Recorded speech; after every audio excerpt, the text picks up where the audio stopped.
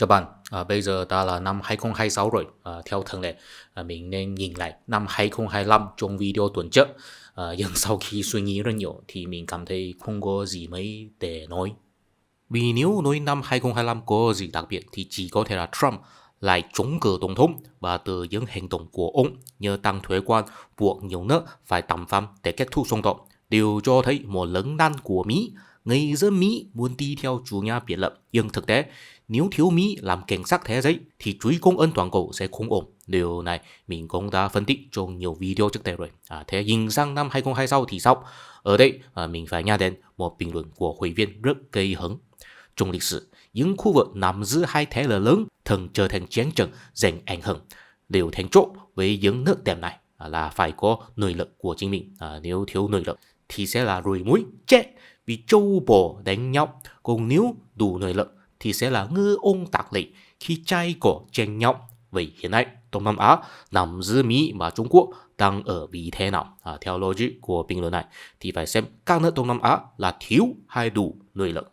Theo mình, trong thời hiện đại, nội lực của một nước nên là chỉ sự sản xuất, vì bây giờ hầu hết mọi hoạt động của loài người đều phải nhờ công cụ hiện đại, đều phải được chế tạo bằng máy móc, đừng nói đánh trận phải nhờ vũ khí tiên tiến, thậm chí bây giờ nấu cơm có ngon hay không cũng liên quan đến cái nồi có tốt hay không. Theo mình, Đông Nam Á có sức sản xuất nhất định, có thể thu hút nhiều đầu tư nước ngoài, nhưng chưa thể nói là đã đủ nội lực. Lý do là vì thiếu những ngành công nghiệp không thể thay thế, ví dụ như công nghiệp bán dẫn của Đài Loan, hóa chất đặc dụng của Nhật Bản hay bán dẫn bộ nhớ của Hàn Quốc. Nói chung, Đông Nam Á với tư cách là đồng minh, nếu mất đi thì khiến người ta cảm thấy đáng tiếc, nhưng chưa đủ để khiến người khác phải bằng mọi giá giữ lại. Nhưng điều đó không có nghĩa là Đông Nam Á sẽ trở thành ruồi muối chết vì Trung Mỹ tranh bá, bởi vì Trung Mỹ vẫn chưa tới thời điểm tao súng mài chết. Trung Quốc vẫn chưa xây dựng được chuỗi cung ứng hoàn toàn độc lập, cho nên các nước Đông Nam Á cũng chưa cần phải chống Tết như tình huống khi Liên Xô và phương Tây tranh bá trước đây. Hơn nữa, Đông Nam Á có thể phát triển nội lực trong tương lai, nhưng để bàn về chuyện đó thì phải xem xét những thứ xa hơn năng lực sản xuất hiện nay, nói chung là môi trường xã hội, và điều này lại liên quan tới kết luận của video mình làm tuần trước. Sự phát triển của văn minh là để đối phó với áp lực quá lớn hoặc không đủ, điều khiến văn minh bị phá vỡ hoặc trì trệ. Trong thời hiện đại, tầng lớp trung lưu là giống chịu áp lực lớn nhất, vì sợ đầu tư bị lỗ.